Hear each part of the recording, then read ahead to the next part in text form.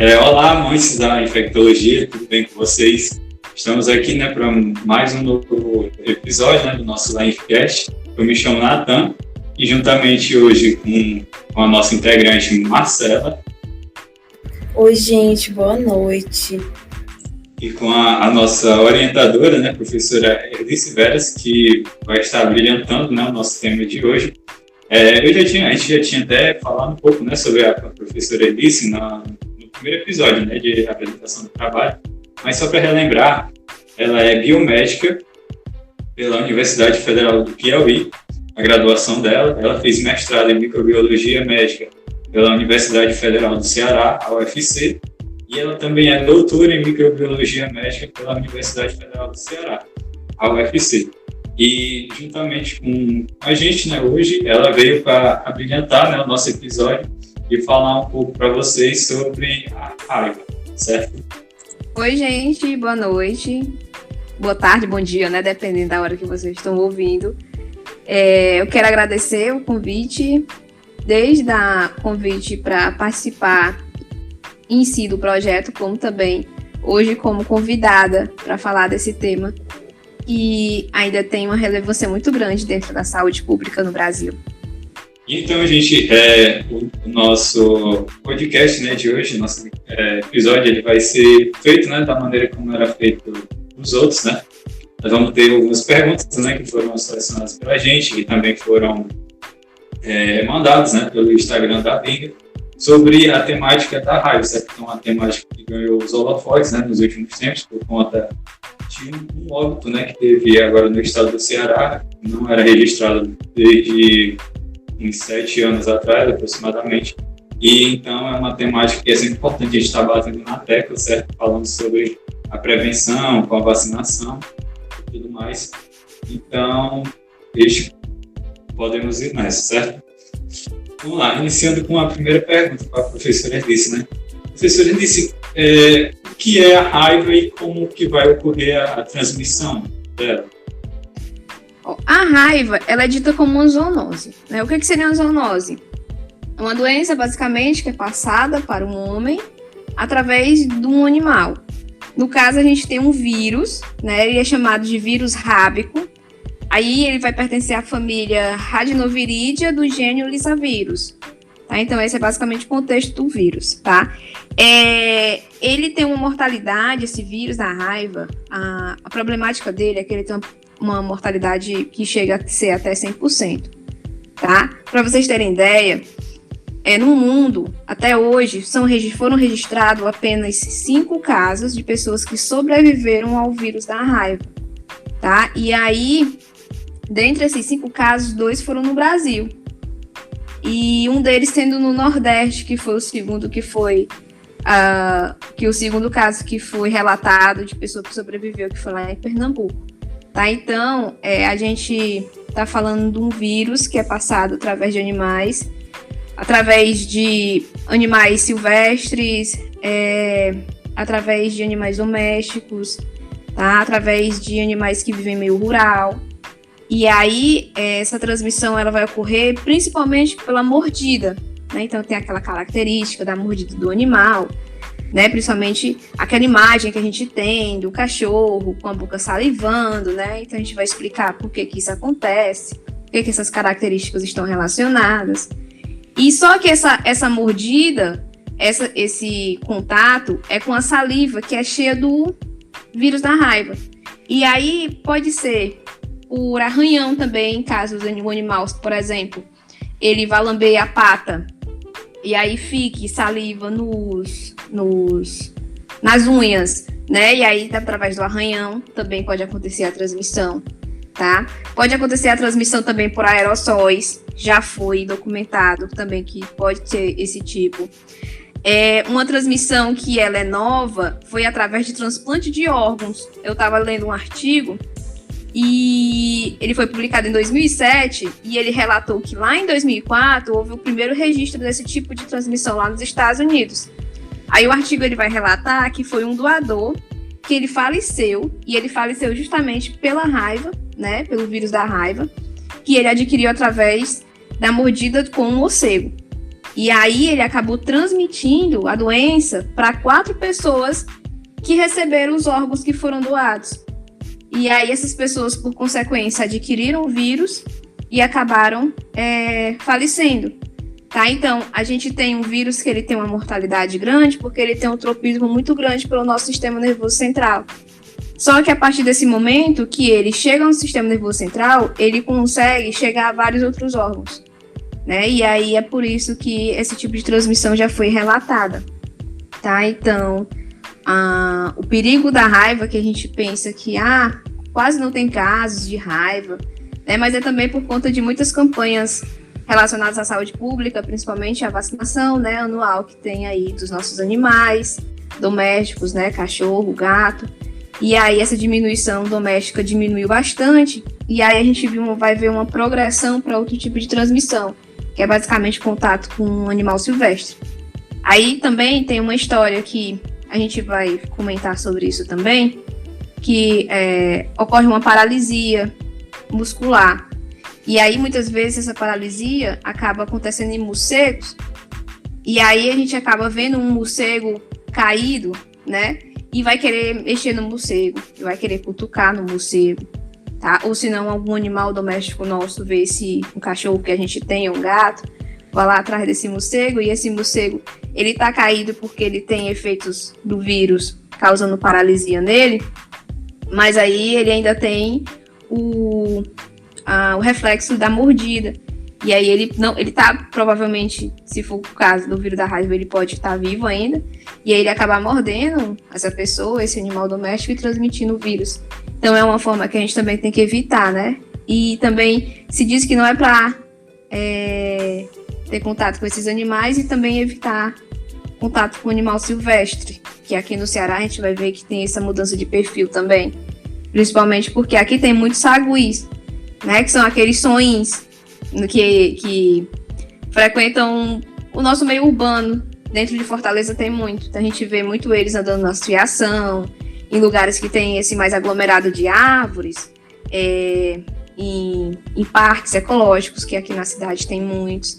As pessoas têm mania de querer alimentar, e aí esse sagui pode chegar perto de você, ele acaba lhe mordendo, acabar arranhando, e eles podem ser portadores do vírus da raiva. E isso também é uma forma de transmissão que está sendo uma das mais comuns que acontece dentro do estado. Certo, professora. A senhora mencionou também a questão da mortalidade. Poderia falar um pouquinho mais sobre, e também falar sobre os sintomas que uma pessoa com raiva poderia apresentar, e até mesmo sintomas que a gente identificaria nessa pessoa? Pronto, é assim, existe uma diferença entre sintomas quando a gente está falando de animal e quando a gente está falando de humanos. Primeiro, uma das situações é o período de incubação do vírus. O período de incubação do vírus ele vai variar. Ele pode durar de semanas, e já foi relatado que ele pode durar até 6 anos no homem. Tá? Então a pessoa pode adquirir o vírus da raiva e ele pode ficar incubado até 6 anos, já foi relatado isso. Tá? E aí, alguns fatores vai depender, né? Por exemplo, a profundidade e a extensão da lesão provocada por essa mordida, sei lá, desse animal, por exemplo. Essa mordida dentro da inoculação, que é através da saliva, né? Quanto de vírus foi inoculado, como é que está o estado imune do hospedeiro, tá? O sítio anatômico, por exemplo, lugares que têm mais nervos periféricos, né? Por exemplo, mãos, pés, pescoço, rosto. Se tiver algum ferimento nessas áreas, se a mordida, o arranhão for nessas áreas, tem mais contato com nervos periféricos, então provavelmente o período de incubação vai ser menor, tá? E aí, quando a gente está falando em animais, essa incubação ela vai ser um pouco mais curta. Então ela tem uma média de 3 a 8 semanas, tá? Já foi visto que até 10 dias o período de incubação em alguns animais ele já foi relatado, tá? E esse período pode durar mais ou menos 6 meses, então é um período menor. Aí, quando a gente está falando das manifestações clínicas, quando a gente está falando de animais, uma das características que a gente vê, falando principalmente de animais domésticos, né, cachorro, gato, é a divisão entre dois parâmetros, que seria a raiva furiosa e a raiva paralítica. A raiva paralítica ela é mais comum em animais herbívoros, tá? Então, o que é mais comum em animais domésticos seria essa raiva furiosa. Aí vai ter aquelas características específicas que se tem quando tem a visão de um cachorro com raiva, né? Um cachorro agressivo, um cachorro violento, tá? A gente vai ter uma inquietação muito grande vindo daquele animal. A gente vai ter a presença de muita saliva na boca. Essa presença de saliva na boca é porque ocorre o acometimento dos nervos nessa área e, por consequência, da musculatura. E aí o animal ele não vai conseguir deglutir, então vai ficar com aquele acúmulo de saliva na boca, tá? E aí, outra característica é uma paralisia progressiva, né? Então ele pode ser levado também ao que a gente chama de raiva paralítica, né? Que é uma paralisia progressiva que esse animal pode ter, principalmente relacionado às patas traseiras, tá? E aí ele fica mais quieto, mais contido, mas esse tipo de sintomatologia é mais comum em animais que são herbívoros, né? Então, os animais domésticos, principalmente cachorro, essa raiva furiosa é mais comum. Aí, quando a gente passa o cenário para o humano, o cenário já muda um pouco, né? Porque a pessoa... o que a pessoa tem que fazer? Eu tive contato com um sagui, um soninho, ele me mordeu. Né? A primeira coisa que a pessoa tem que fazer é lavar o local com água e sabão e um antisséptico para tentar eliminar o máximo de partículas virais que tiver naquela área e correr para assistência médica, correr para o primeiro hospital de urgência que se vem na cabeça, tá? Relatando o que acabou de acontecer. E aí, quando a pessoa não vai para assistência rápida, quando ela não tem essa noção, ela vai começar a ter uns sintomas que são bem específicos. Então, ela vai ter uma dor de cabeça. Essa dor de cabeça, ela é progressiva, tá? Então, começa com uma dor de cabeça leve e que à medida que os sintomas vão ficando mais fortes, essa dor de cabeça vai acompanhando e vai ficando basicamente insuportável na pessoa, e aí ela vai começar a ter confusão mental, vai começar a ter picos de agressividade, também vai levar a convulsão, tá? A pessoa também ela começa a ter febre, mal-estar, náuseas, e aí se imagina qualquer coisa, menos que sejam sintomas relacionados à raiva, né? Porque pensa que a raiva é aquele, o nome já diz, né? É aquele ato violento, aquela espuma na boca. Mas isso já é o auge da infecção, onde mesmo o vírus já atinge o sistema nervoso central, e aí a pessoa já tem esses sintomas que são mais característicos, que são sintomas mais graves. Aí outra situação são os espasmos musculares que a pessoa tem, né? E aí esse espasmo muscular, ele é uma característica muito interessante do vírus, porque ele vai se multiplicar nos nervos periféricos até chegar no sistema nervoso central. Quando ele chega no sistema nervoso central, ele tem tropismo por neurônios que a gente chama de GCP, que são neurônios geradores centrais de padrão, né? Então, esses neurônios geradores centrais de padrão são neurônios que eles vão ajudar na nossa musculatura, por exemplo, no ato de andar. Vários músculos funcionam no nosso corpo no ato de andar. E não é a gente que controla cada um deles e diz, vai fazer isso, vai fazer aquilo, e aí eu vou conseguir andar. Não, é algo voluntário. É algo que a gente só pensa, vou me levantar e vou andar e eu vou. A mesma coisa é relacionado ao ato de mastigar, é o ato de pegar algum objeto com as mãos, tá? O ato de levantar o braço, tá? Então, vários músculos eles estão colaborando para isso. E aí, quando a gente tem esses neurônios, que eles são os geradores desses padrões, e a gente já não tem eles funcionando do jeito que é para funcionar, aí começa a ter uns dos sintomas que são bem característicos, que é esses espasmos musculares involuntários que a pessoa tem. E aí, nos animais, tem essa característica que é bem específica, é justamente quantidade excessiva de saliva, porque ele não consegue mais deglutir, né? E também o enfraquecimento de muscular, né? Então a pessoa acaba não conseguindo mais andar, então alguns movimentos acabam ficando comprometidos, tá? Então tem tudo isso. Então a gente tem sintomazinhos que começam bem inespecíficos e acabam progredindo e ficando algo bem amplo. E aí a situação que pode levar praticamente a 100% dos casos a óbito é justamente esse tropismo que esse vírus tem pelo nosso sistema nervoso central, né? E aí o paciente, ele acaba progredindo, levando o vírus acaba levando o paciente a coma, e aí ele acaba falecendo basicamente de insuficiência respiratória, tá? Então é um vírus bastante perigoso que a gente tem que ter uma atenção, e esse caso da morte que houve no Ceará, né, que a gente vai falar dela já já, levanta um alerta muito grande de que a gente não está livre do vírus da raiva. Pronto, professora, aí eu ia perguntar exatamente sobre isso, né? Tem alguma explicação para a volta, né, do caso do óbito, né, pela raiva depois de tanto tempo, depois desses 7 anos aí sem registrar casos?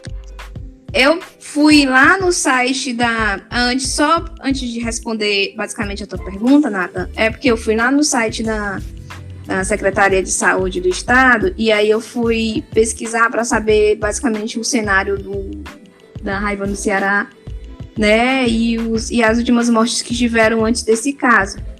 Então, só falando sobre isso, lá é registrado que no mundo, 65 mil casos de raiva são registrados. Aqui no Brasil, é uma doença de notificação compulsória, tá? E no histórico, como eu falei para vocês, apenas 5 casos teve cura, sendo 2 deles aqui no Brasil, como eu já mencionei. E aí, o que foi que aconteceu aqui no Ceará?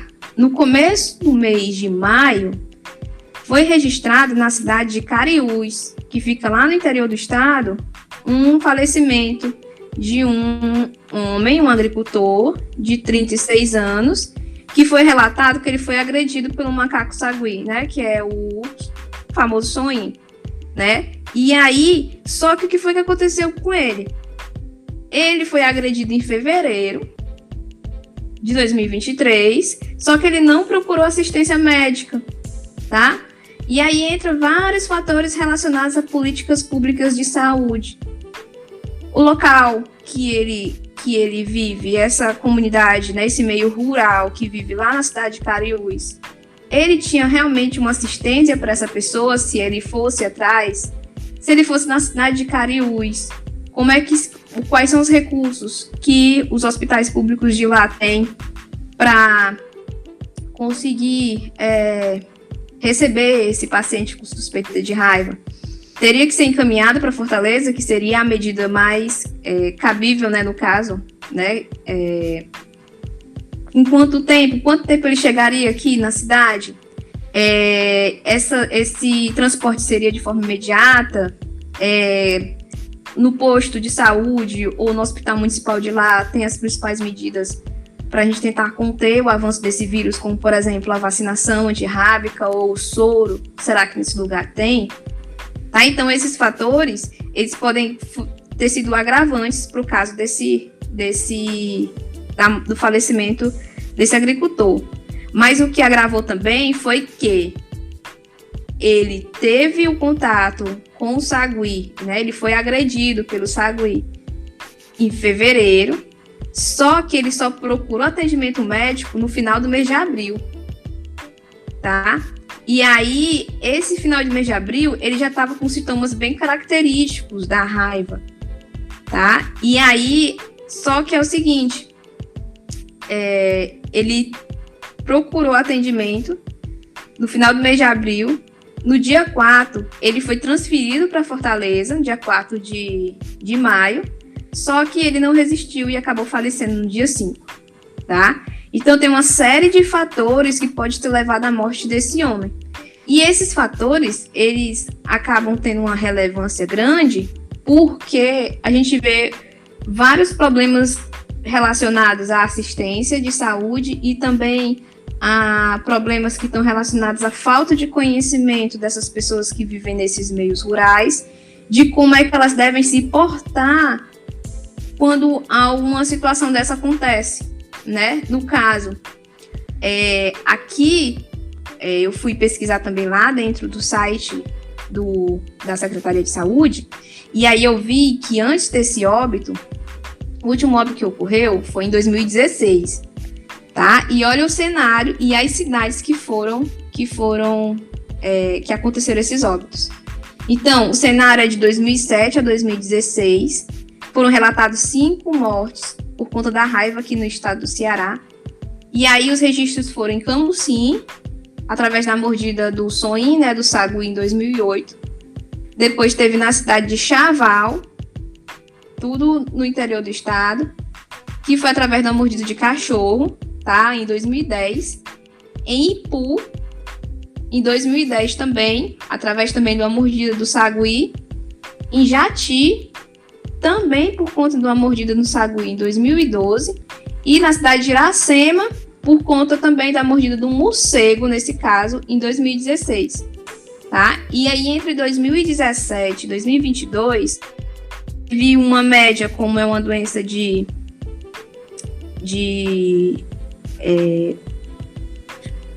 tem que ser relatada de forma compulsória. Entre 2017 e 2022, cerca de 236.477 atendimentos que estavam relacionados a contato com o animal, a suspeita de casos de raiva, foram feitos dentro do estado, mas nenhuma morte foi registrada. Aí a gente teve essa morte em 2023. Então, quando a gente pega esse cenário desses 5 falecimentos antes desse último, que teve em 2023, a gente vê que são cidades do interior do estado, né? 3 desses casos foi em contato com o Sagui. Então, muitas pessoas eu acredito, na minha concepção, que muitas pessoas nem imaginam que o Soin vai lhe passar raiva. As pessoas, eu acredito que essas pessoas que são mais do interior, até mesmo que são dentro da cidade, que tem pouco conhecimento sobre a raiva, pensam que é só a partir da mordida de um cachorro. E só o cachorro, às vezes esse pessoal também que vive em meio rural já tem essa noção que morcego também pode causar raiva, mas muitos pensam, nem imaginam que um sagui pode fazer isso.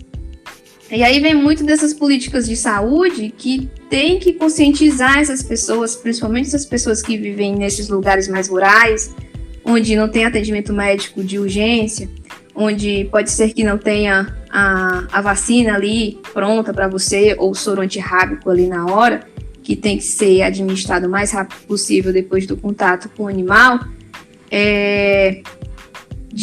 no mínimo, essas pessoas terem conhecimento de que, eu fui mordido por um sagui, corre para casa e lava aquele ferimento com água e sabão, e é um antisséptico. Tá? Mas água e sabão já vai tentar minimizar a quantidade de vírus que pode aquela pessoa pode ter contato, entendeu? E aí, esse cenário no Ceará, nível de Ceará, nível de Brasil, tá? Nível de mundo mesmo, mas falando especificamente ao estado do Ceará, são políticas de saúde que deve ter de conscientização, né, dessas pessoas, de que teve contato com o animal, foi mordido, lava com água e sabão e corre para assistência médica. Lá, se eles não tiverem aquele aparato específico, aquela profilaxia específica para aquele paciente, manda para a capital, manda para Fortaleza, que aqui a galera resolve. Tá? Então, como é a doença de notificação compulsória, é algo que rapidamente tem que ser notificado e rapidamente tem que tentar se resolver, tá? Então, tem todo esse conjunto de situações que podem ter levado à morte dessa pessoa. E isso acaba levando também a um alerta, né? De que o vírus da raiva tá aí e de que a gente ainda convive com ele, tanto a nível urbano como a nível rural também. Entendi, professor. Então, no caso, seria mais por essa questão de não ter tido a busca pela assistência, né? Após ter tido um acidente, né, com algum animal, com um vírus, né? E não com a questão de não ter sido, como é que eu posso dizer, de ter tido uma subnotificação durante esse período, né? Até porque é de notificação compulsória, né? Então, obrigatoriamente teria que ter sido notificado. Exatamente. No caso do homem, desse agricultor, o que agravou mesmo a situação foi que ele demorou a procurar, pelos relatos, né, que ele teve contato com o sagui em 2000, ele foi agredido por esse sagui em fevereiro e só procurou atendimento no final de abril. É um período mais do que suficiente para o vírus que estava incubado aparecer. E, pelo jeito, apareceu nele já mais do que aqueles sintomas inespecíficos, né? Não tem um relato específico dos sintomas que o paciente apresentou, só disse que eram sintomas característicos da raiva, mas eu acredito que já são sintomas mais avançados mesmo, que o vírus já está em contato com o sistema nervoso central. E aí, nesse caso, a gente tem uma morte de basicamente 100%, né? Porque de 65 mil casos no mundo que são registrados todo ano, e só até hoje na história 5 pessoas foram sobreviventes ao vírus, é basicamente dizer que a mortalidade é de 99,9999%. Realmente, professora, é uma doença muito grave. Justamente por ser muito mortal, como que eu, por exemplo, em uma área urbana ou em uma área rural, faria para me prevenir dessa doença? Uma das políticas públicas que são mais fortes do que no Brasil é a vacinação dos animais domésticos, né? Então, todo ano tem campanhas de vacinação. E aí a gente tem que ter a conscientização que se eu tenho um cachorrinho ou um gato em casa, é de graça. Em vários pontos da cidade, é no Brasil todo que tem, né? Vai mudar só o período que isso acontece. Mas a primeira situação é ter isso, né? A prevenção é através da vacinação. Outra coisa também é que, como eu falei, vi um morcego no chão, não chega perto, não vai querer saber se ele tá morto, se ele tá vivo, não. Tenta isolar ele, se for na sua casa, tenta isolar ele ou afastar ele de alguma forma, sem ter contato direto, ou se não prevenir que crianças ou animais domésticos cheguem perto dele, porque aí, né, a curiosidade pode fazer com que chegue literalmente encostar num animal e ele acabar mordendo. Então é outra situação também que deve ser relacionada a isso, tá? E a situação da prevenção é o seguinte, a vacina, faz tempo que já tem relatos sobre o vírus da raiva, tá? Então, a vacina, ela foi elaborada no final do século XIX pelo Louis Pasteur, né? Só que é o seguinte, ela não vai conferir aquela imunidade permanente. É por isso que é preconizado que todo ano o animal, ele se vacine. Aí pensa assim, mas por que só tem vacinação para animais? Por que não tem para humanos? Tem para humanos. Só que são grupos específicos de pessoas que podem se vacinar. São pessoas que têm mais contato com animais, tá? São pessoas, por exemplo, veterinários, pessoas de cuidadores de pet shop, que trabalham literalmente com animais de ordenha, sabe? Que trabalham mesmo em matas fechadas, fazendo pesquisa, alguma coisa do tipo que pode ter contato com animais silvestres, principalmente saguis e morcegos. Então, essas pessoas, elas têm essa vacinação mais rigorosa, né? Tem que ter esse controle dessa vacinação. Então, são os grupos específicos que é recomendado. E aí, como ela é uma vacina que ela não confere essa imunidade permanente, né? A gente tem diminuição dos títulos de anticorpos, dependendo do tempo de vacinação da pessoa. Então, esse grupo, eles são testados, né? Então, são feitos testes serológicos de uma média de 2 em 2 anos para saber a quantidade de anticorpos e, caso essa diminuição ocorre a revacinação dessas pessoas, né? E aí, outra situação também que a gente pode se prevenir, né? A meio de cidade mesmo. Aqui, quem mora em Fortaleza ou quem mora em outras cidades que tem esses soins, esses saguis, não ter contato direto com esses animais, não querer alimentar eles, tá? Novamente, se encontrar algum no chão, não ir lá e querer manusear o animal. Qualquer coisa chama o centro de zoonoses, né? Porque aquele animal pode ser que ele esteja vivo, tá? Com sintomas relacionados à paralisia ocasionada pelo vírus da raiva. e aí você vai lá querer ter contato com ele, o bichinho, coitado, caiu aqui, tá vivo. Não tenha contato direto, chame quem tenha expertise em ter manejo com esses animais, para eles diagnosticarem se por acaso for realmente algum sintoma relacionado à raiva, e se for, esses animais eles são direcionados para um centro específico para ter o diagnóstico e aquela área monitorada, porque pode ser que mais outros animais, mais outros saguios também estejam acometidos pelo vírus, né? Então, não ter contato direto com esses animais silvestres também é uma maneira de prevenção, tá? Então, é basicamente vacinar os nossos pets, né? Nessas campanhas de vacinação que tem todo ano. Também tem como a gente ter essas vacinas em clínicas particulares. A vacina, ela em humanos, ela é só disponível para grupos específicos que tenham contato direto com esses animais, sejam médicos veterinários, pessoas que trabalham em pet shops, pessoas que têm contato com animais silvestres ou rurais. Não mexer nesses animais que estiverem caídos, ou sejam morcegos, ou sejam saguis, tá? E ainda tem outra situação. Se por acaso você tiver contato, eu estava aqui andando na rua e aí um cachorro atacou o vizinho. E aí você sabe de quem é o dono do cachorro. E aí muitas pessoas, principalmente pessoas que vivem no interior, têm essa filosofia de o cachorro tá com raiva e tal. Pode ser uma maneira mesmo de defesa, de defesa desse animal, né?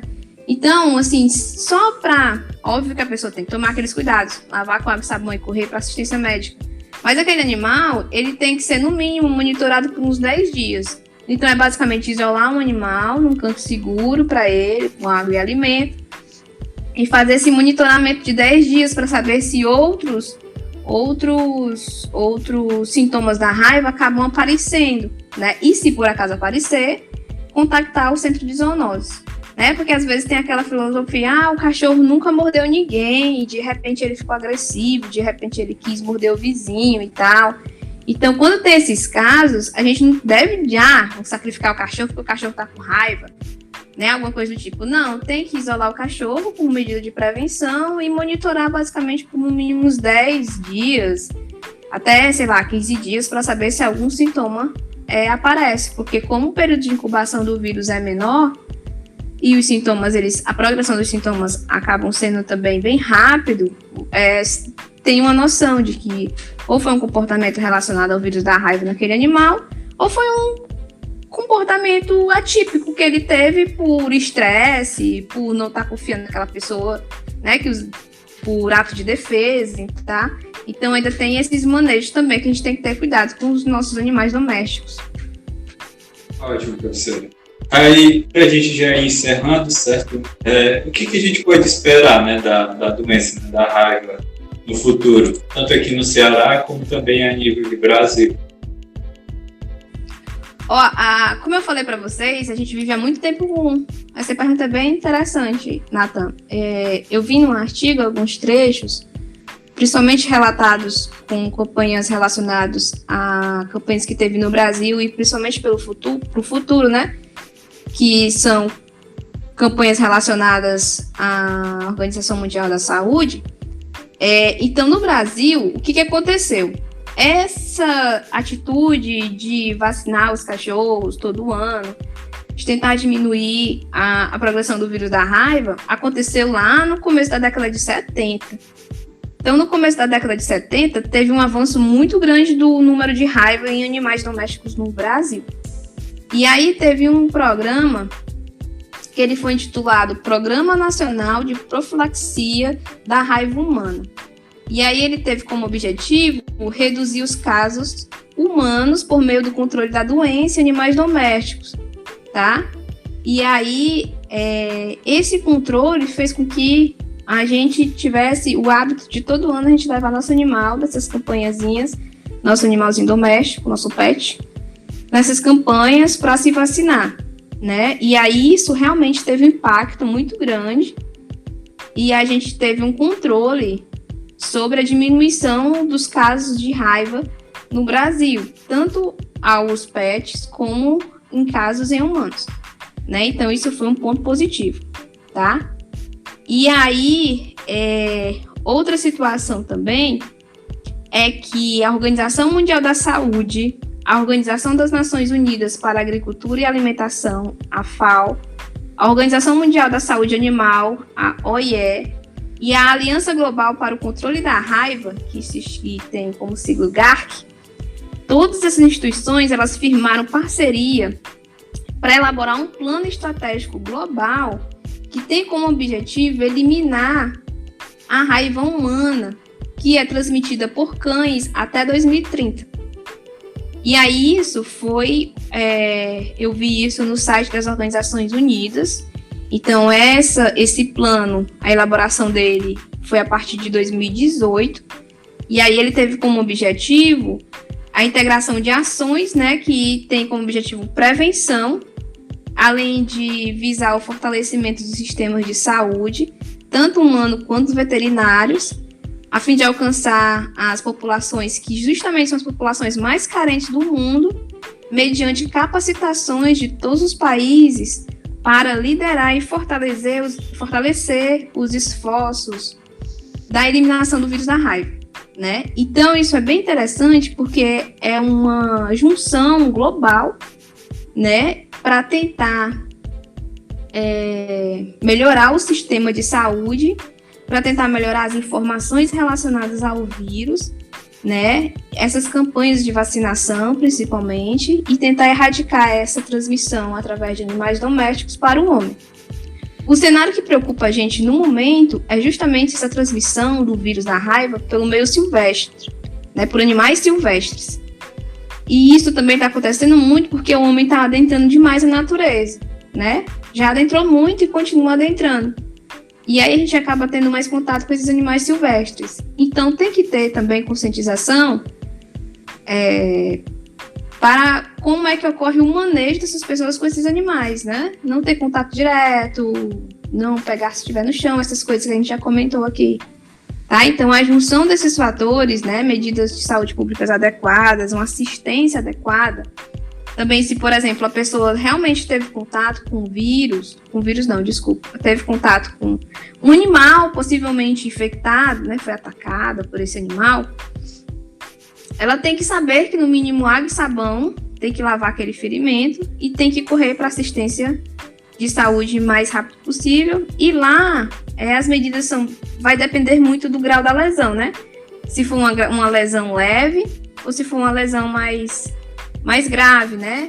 Isso vai de acordo com onde ocorreu por exemplo, a mordida. Por exemplo, a mordida ocorreu no rosto, a mordida ocorreu na mão, a mordida ocorreu nos pés, que tem mais nervos periféricos, e essa mordida ela é mais profunda, aí já é relacionado com uma lesão grave. Aí já tem uma conduta dentro da assistência de saúde diferente. Então, é basicamente já o soro antirrábico, né, sendo aplicado com a vacina antirrábica, né?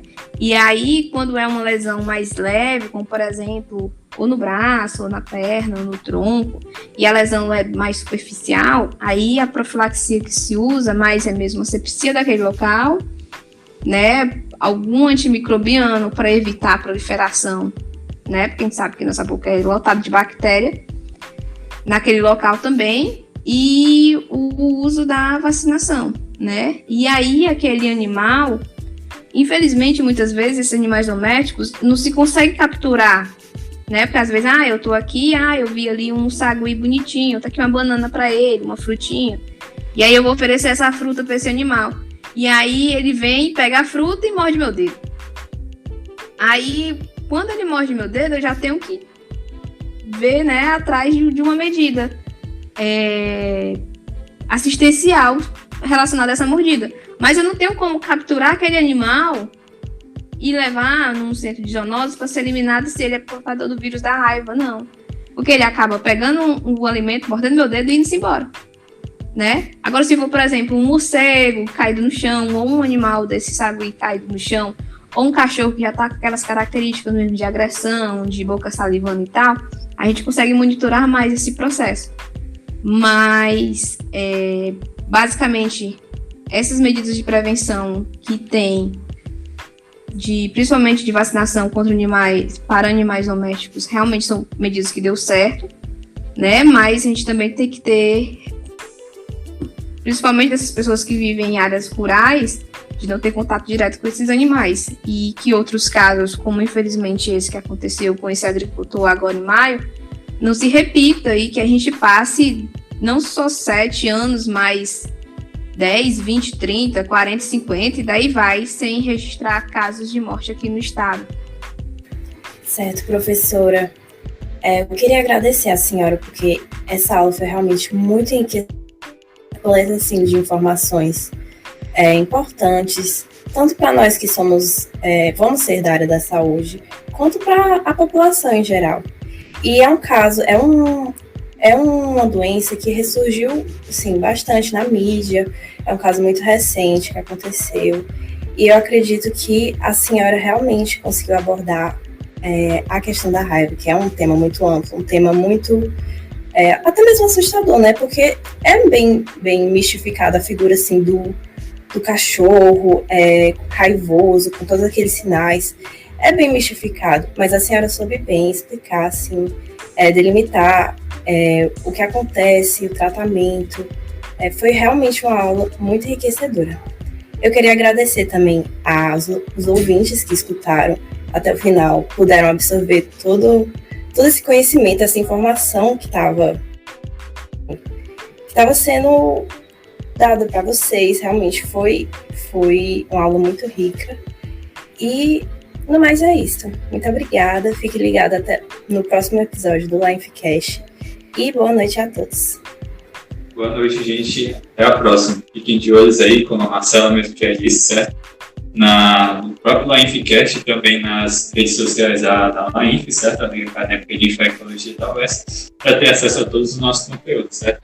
Nos vemos nos próximos episódios e até a próxima. Obrigada, gente. Obrigada pelo convite novamente.